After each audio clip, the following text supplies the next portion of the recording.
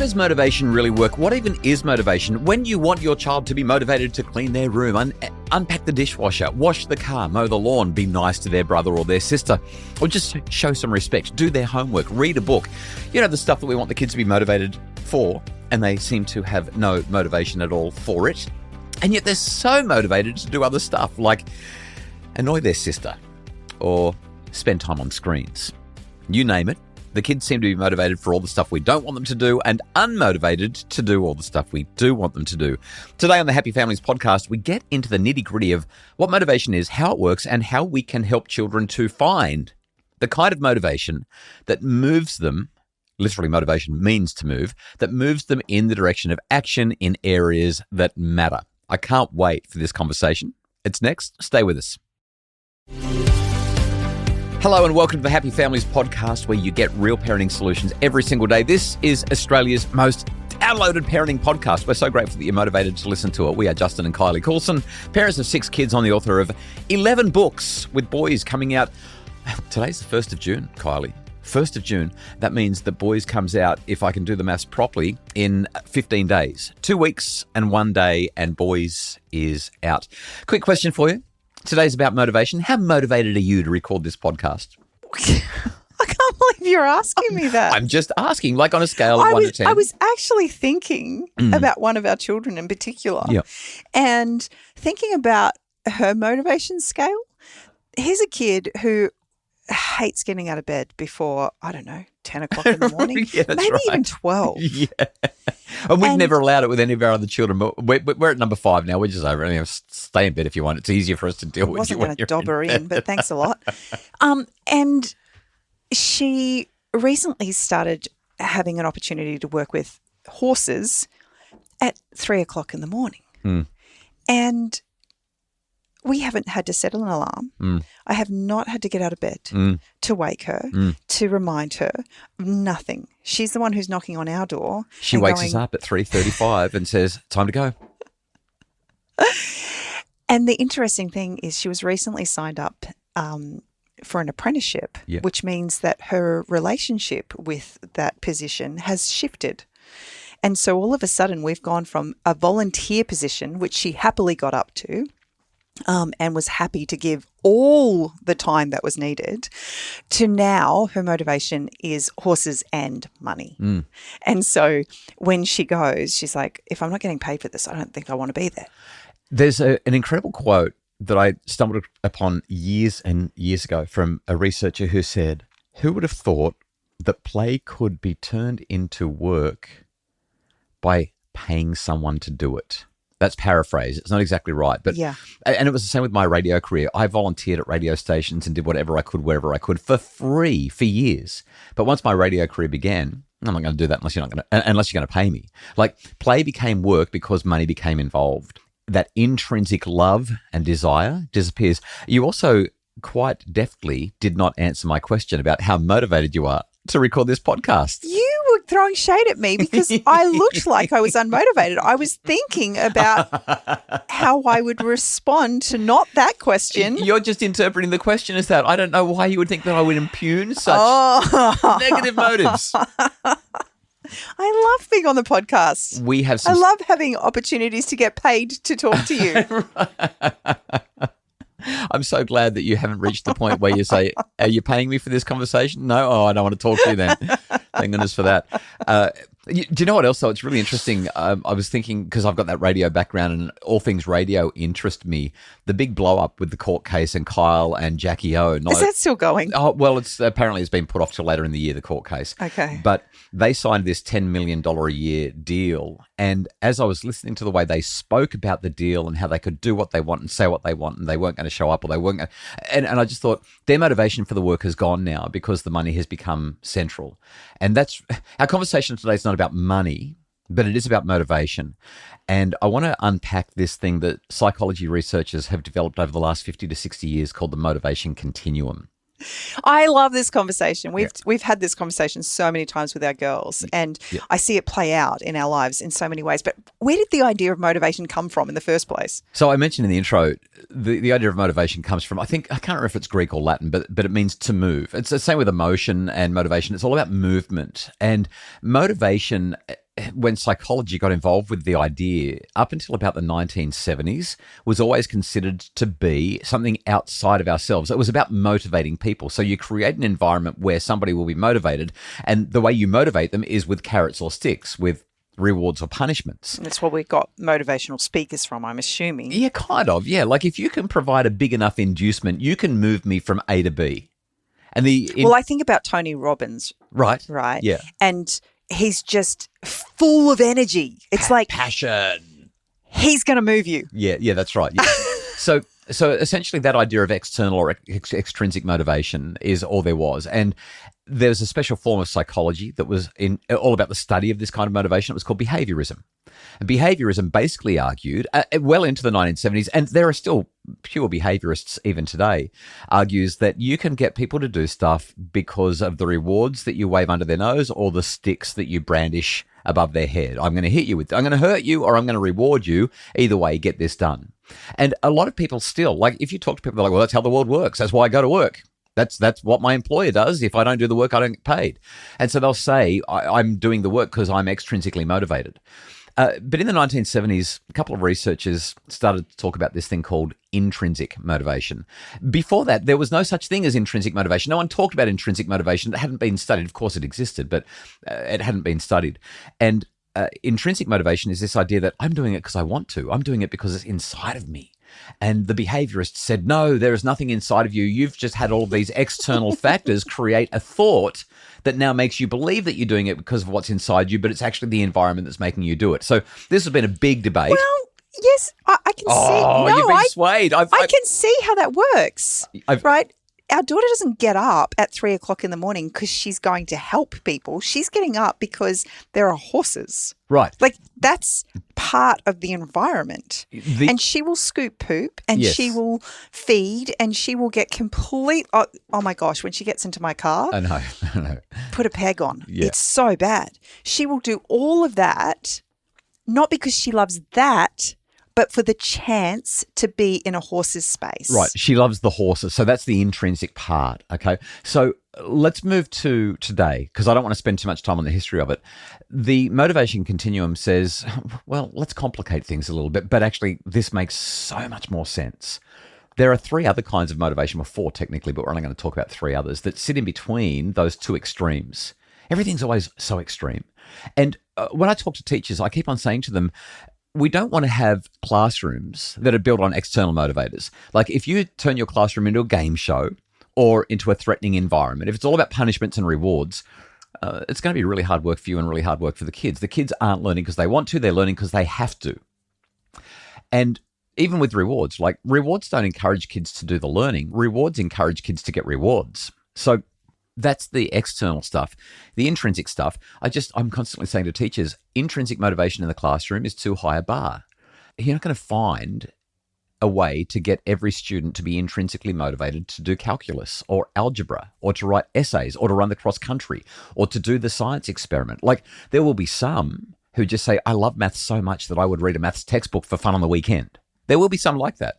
But generally speaking, you won't find intrinsically motivated people in a school. And it's the same at home with the dishwasher or putting the bins out or cleaning the room or being nice to sisters. The intrinsic motivational bar is simply too high.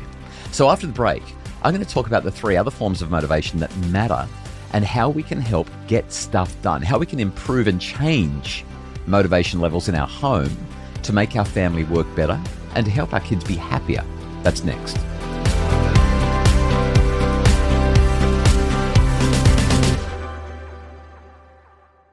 We're back. This is the Happy Families Podcast, Australia's most downloaded parenting podcast.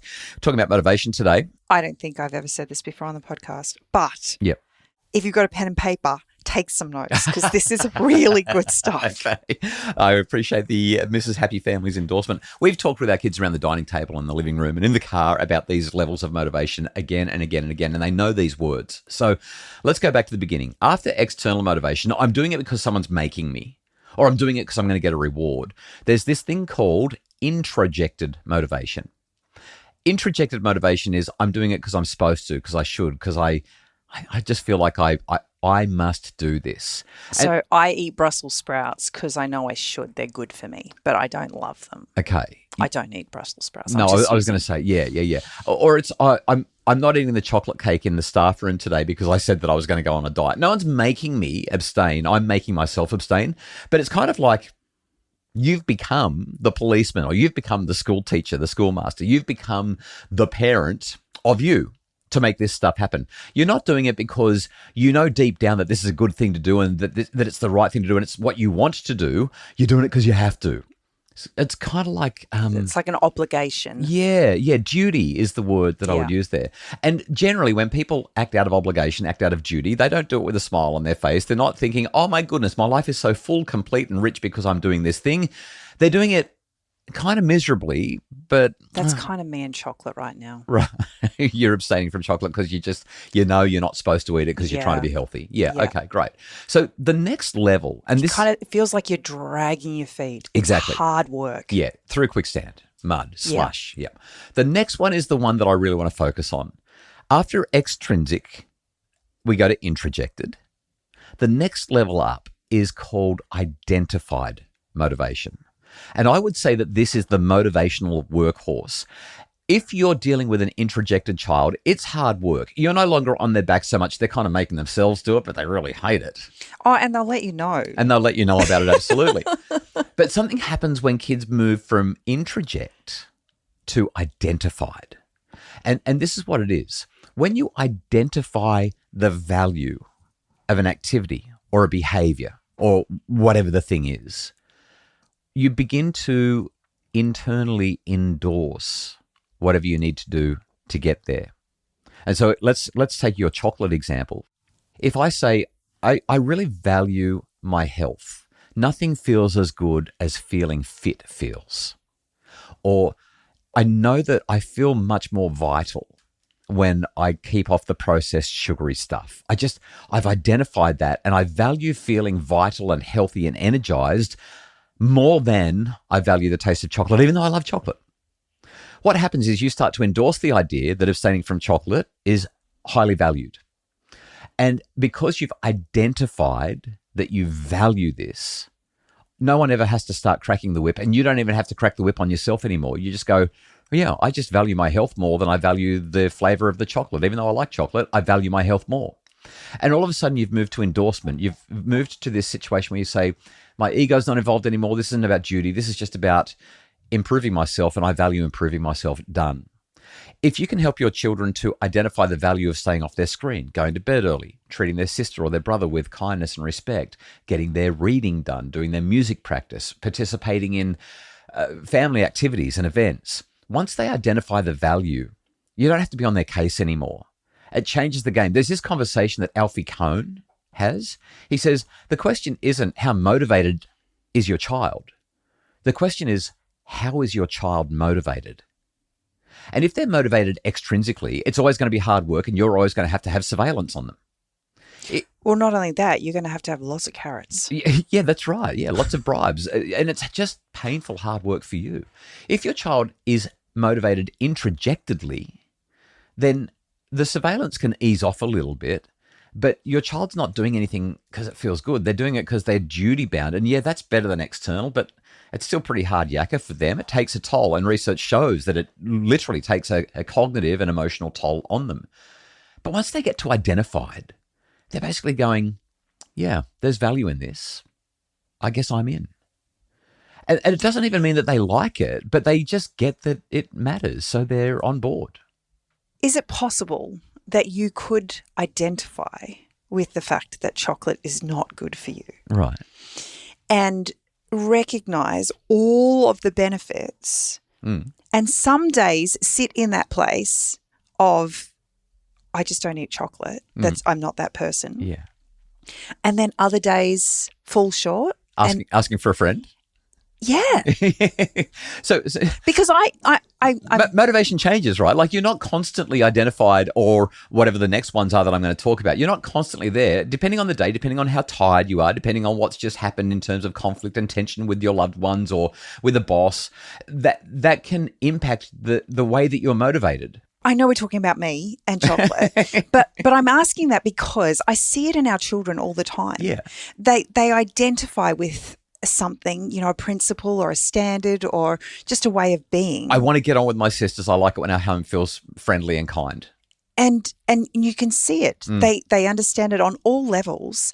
And some days they're great, and other days it's just like you wouldn't know that they're the same kid. Yeah, that they had identified the value in that. And that's because on that day they've forgotten what they value. And it's actually a question of values, right? And if I've forgotten what I value because my sister has just been snappy and snarky toward me, if I forget that I really do value kindness, I might snap back, or I might go, oh, I'm going to do the right thing because I'm supposed to here, and I'm duty bound to grit my teeth and get. But there's real animosity and that kind of thing. So we can slide up and down the motivational continuum. Like, this is not static. So it's fluid. Of course. Yeah. It's dynamic because life is dynamic. If I wake up really, really tired, research shows that my hormones and my brain. Oh, you have some of those? I do. My brain circuitry and my neurotransmitters are going to function differently today than they did yesterday when I got enough sleep.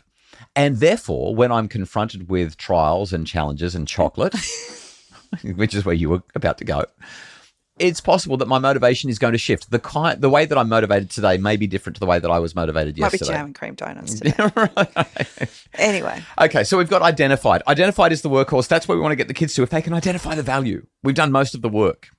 And now they will just go, okay, I get it. And they're the key words. Yeah, I get it. I get it, therefore I will. I'm not being forced to do it. I'm not doing it out of duty. I get it. I'm in. The next kind of motivation, and we need to wrap this up because time is done, is integrated motivation. Integrated motivation is when you get to the point where you say, this is who I am. It's part of me. So you go from riding your bike to being a bike rider. Yes. You go from running to being a runner. Yeah, so it's pretty rare that I wake up and say, no, I just don't feel like riding today. I'm a cyclist. I love putting on my Lycra. I love looking at my don't go there. Shaved legs in the mirror and saying, oh, I'm going to go for another ride and they're going to look even better at the end of this. I wish there was a camera right now. So that's integrated. Integrated is when you do it because it's who you are. There are still some days, though, where even though it's who you are, you might say, oh, gee, this is really hard, but I identify the value. So you slide back to identified, but at least you're still in. It's pretty rare that somebody who is genuinely integrated when it comes to their motivational style or their regulation style for a particular activity would be just doing it out of duty. It might happen from time to time, but it's rare, and it would be very, very rare that they would only be doing it because of the reward they could get for it, or to avoid a punishment. So the further down that end of the motivation continuum you go, the less likely it is that you're going to slide down the other end. So while it is dynamic, while it's not static, the movement isn't usually too extreme. And then the last one is intrinsic. Okay, so we've gone from and intrinsic means I do it because I love it. That's me and surfing. It's me and spending time with you. No one has to bribe me. I don't do it out of duty. I've never looked at my surfboard and gone, oh, I really should take it out in the water. I don't even do it because I say I identify that there's value in getting out in the water and having some nature in my life, or I identify there's value in me talking to my wife right now. It's the right thing to do. No, it's number one, who I am. It's integrated. And number two, I love it. It's intrinsic. Like I check the surf every day, and if the surf is on, I'm there. I'm not going to go for a bike ride that day because I love surfing. Surfing is my number one. That's my joy. If I get to spend time with you, you've got time for me, I'm there. I can't think of anything I'd rather do than go for a walk, grab a treat with you, one of those jam and cream donuts that we're not eating. Go and buy some lunch, or just go for a walk along the beach or along the path, or walk around the block with the dog because it means that I get to be with you. That's intrinsic. And so when we want our kids to be motivated, the name of the game is not that we want them to be motivated, but it's how we want them to be motivated or regulated. And if we can get them to identified, or even better, integrated, or profoundly intrinsically regulated, we just don't have to crack the whip anymore. And that comes to conversations. So if we wanted to just kind of put this into real life terms, how this plays out, in our house, we believe that you're part of a family, and as part of a family, you just get in and you help. But so many families choose to pay children to do jobs. And as soon as you add a dollar figure to a job, it becomes extrinsic. It totally undermines the whole value of being part of a team and just getting in, mucking in, doing what needs to be done when it needs to be done. And the good feeling of doing a job well done. So Emerson said the reward of a job well done is to have done it. Yeah. But once you start paying somebody, once you start to bring in external motivators, people start doing the thing. It's like when you say, do this and you get that. The focus is not on this. The focus is on that because I want the outcome. I want that. I want the money. I want the trip to the park. I want the time with my friends. I want the screen.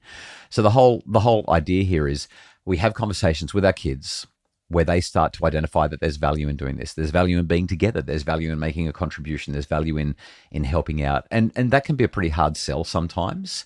And that's where the 3 E's come in. For those of you who have listened to the pod for a while, you know about the 3 E's. 3 E's of effective discipline is what gets you to identified.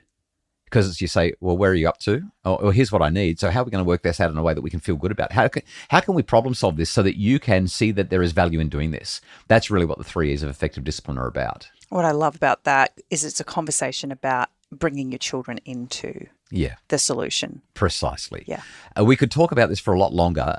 Shameless plug. My brand new book, Boys, Building Strong Young Men from the Inside Out, has 2 massive, really, really detailed and helpful, easy to understand, easy to follow chapters about this motivation continuum. Because if we need to motivate anyone the right way, it's our boys. Check it out now. You can get it. It comes out in 2 weeks, but you can pre-order now and get a whole lot of freebies with it. Booktopia.com.au. They've got 27% off or something like that. Like you get $10 off the book right now if you order it from booktopia.com.au. That's it for today. We're back tomorrow with more on the Happy Families podcast, which is produced by Justin Rulon from Bridge Media. Mim Hammonds provides our admin and other support. And if you would like more info to make your family happier, you'll find all of it at happyfamilies.com.au.